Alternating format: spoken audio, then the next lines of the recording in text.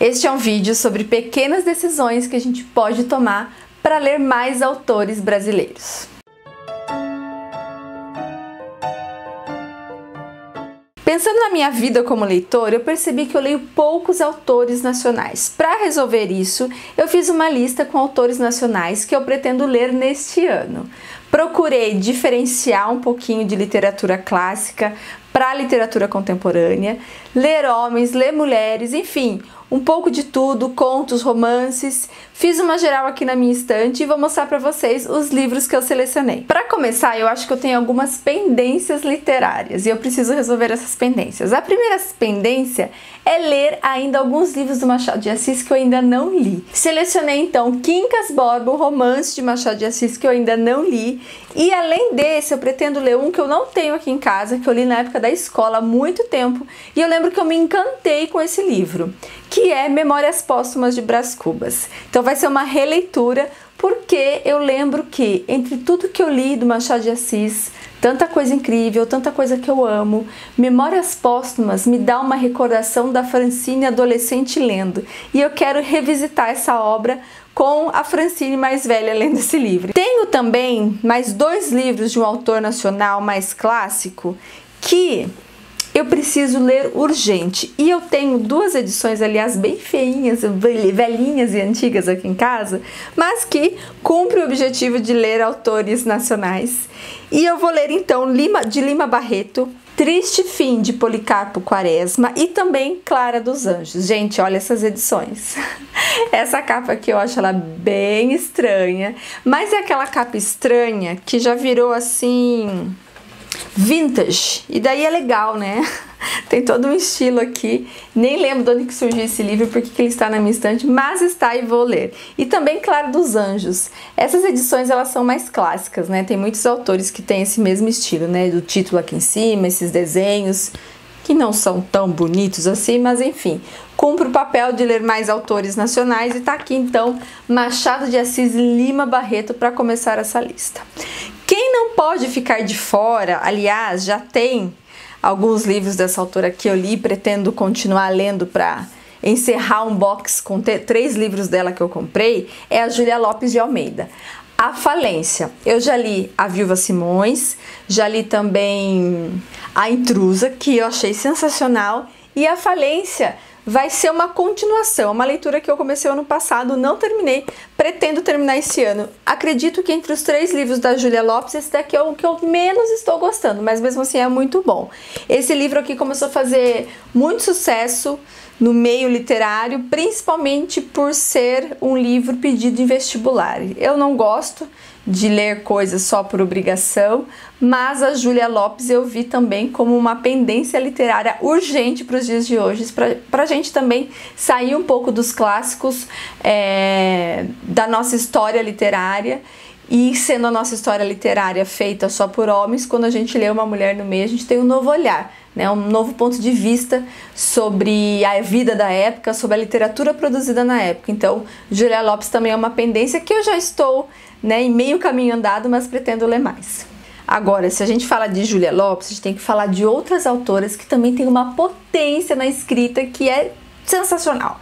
Então, eu me lembrei da Ana Miranda. Dela, eu já li o livro Desmundo e fiquei assim apaixonada. Ela é aquela autora que vai pegar pedaços da nossa história real, da vida do Brasil, e entremear a ficção nessas obras. Então, Desmundo, no caso, fala sobre a chegada dos portugueses no Brasil, e Boca do Inferno vai tratar também de outro período da história do Brasil, e misturado com ficção. Ana Miranda, ela tem uma escrita muito potente. Eu lembro que quando eu li Desmundo, eu fiquei muito impactada, porque além da violência que ela coloca ali, é uma realidade que vai sendo jogada pra gente como leitor, e tem um impacto muito grande, sabe, na nossa visão em relação ao passado, de nós como brasileiros e das mulheres principalmente. Enfim, é um livro que me impactou muito, então Boca do Inferno também está na minha lista de 2022. Se falamos de mulheres, a gente não pode deixar de falar dela, Lígia Fagundes Telles. Essa mulher, eu acho que eu tenho com ela uma relação meio platônica. Eu já li algumas coisas dela, li alguns contos, já pesquisei muito sobre ela, mas eu nunca peguei um romance dela para ler, alguma coisa mais longa dela. Tenho esse daqui, A Disciplina do Amor, que mistura memória e ficção. Pretendo ler e com certeza nessa minha lista eu vou encaixar outros da Lígia. Só quero mostrar esse para vocês e também para contar que a Lígia Fagundes Telles é uma escritora que eu admiro profundamente. Eu comecei a ler um romance dela uma vez que chama As Horas Nuas e eu fiquei encantada com o estilo dela. Eu fiquei impactada e também achei ela de uma elegância na escrita assim incrível. Me fez comparar, mesmo comparações nunca sendo boas, com Virginia Woolf. Eu acho que ela tem um estilo meio parecido por conta dessa elegância na narrativa. Então peguei só esse da Lígia que tá aqui na minha estante, mas provavelmente nessa minha lista de 2022 vai ter mais Lígia, porque, gente, essa mulher, se vocês nunca leram, pega um conto dela, alguma coisa curtinha, lê. Lê e daí você me conta, porque é incrível, incrível, incrível.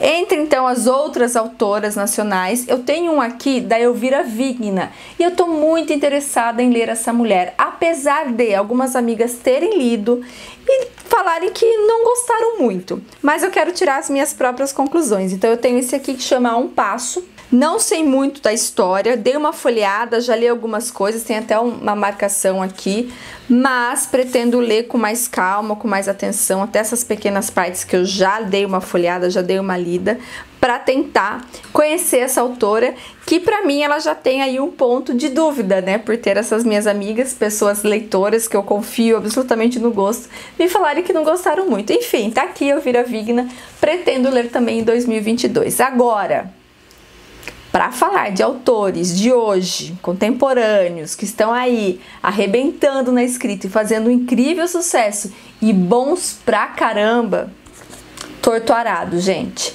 Eu já comecei a ler esse livro, eu estou impactada.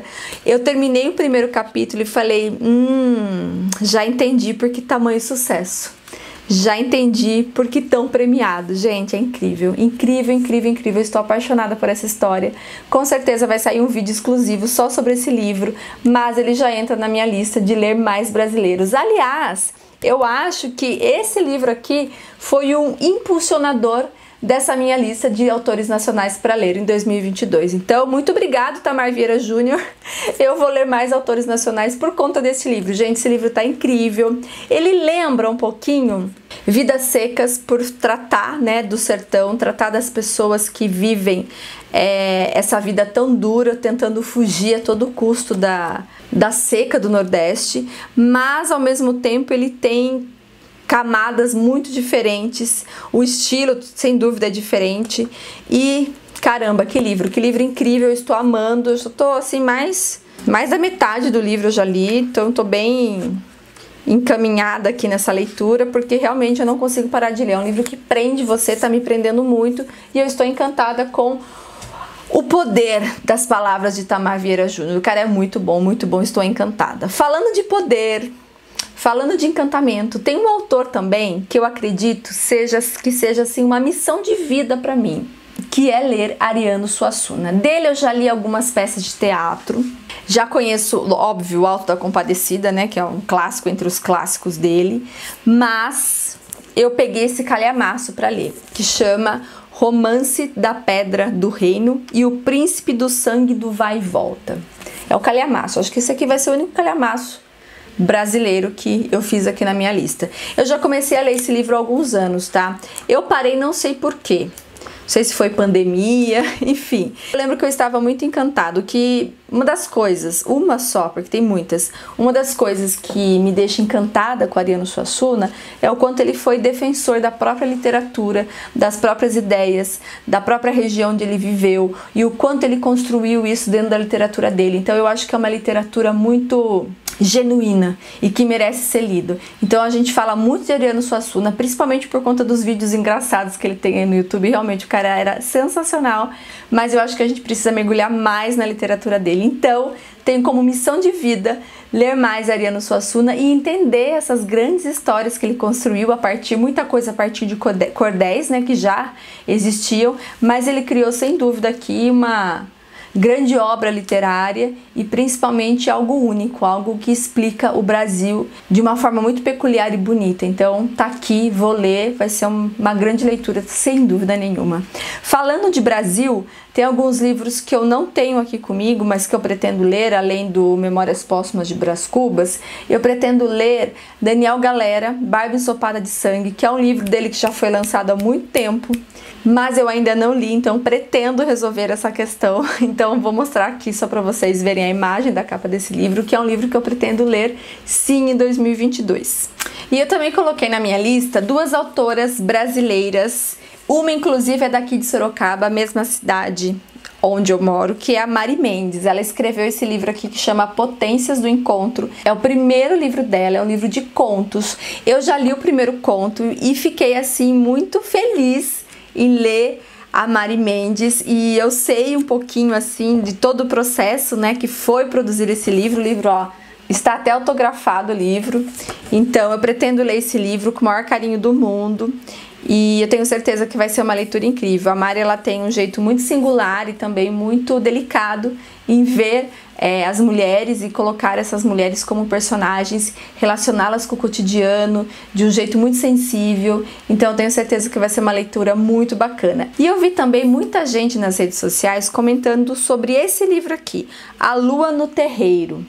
É um livro que foi escrito na pandemia e isso me deixou curiosa. Vi muitos elogios a esse livro, então quis ler. O nome da autora é Maria Dolores, autora brasileira. Não conheço nada sobre ela, só sei desse livro e só sei que pessoas comentaram muito bem desse livro, então eu pretendo ler nesse 2022. Em relação a essa lista, gente, não é uma lista longa. Com certeza essa lista vai se ampliando e pode ser mudada também ao longo do ano. Mas eu fiz assim um apanhado de coisinhas gerais que eu pretendo ler, de coisas que já estavam na minha biblioteca, também para sair dessa coisa de vou comprar mais livros, né? Eu acho que a gente tem que ser um pouquinho mais consciente nesse sentido. E enfim, é isso. Eu já comecei então dessa lista toda com Torto Arado, já tô encaminhando a Falência e também pretendo colocar na sequência, eu acho que Elvira Vigna, não sei porquê, mas o livro está me puxando, e também o Calhamação que eu escolhi, que é o Ariano Suassuna, né? Então são livros que esse livro principalmente vai demandar aí certo tempo, certa organização para ler, mas pretendo ler e eu sei que vai ser uma história incrível. Enfim, é isso, gente, o vídeo de hoje. Se você se inspirou, faça sua lista também de livros de literatura brasileira para ler este ano. E se tem alguma dica de um livro muito legal que você leu, que você gostou pra caramba, deixa aqui nos comentários que eu posso acrescentar mais coisas nessa minha lista. É isso o vídeo de hoje, espero que vocês tenham gostado. Não se esqueçam de curtir e compartilhar. Até o próximo, gente. Tchau, tchau.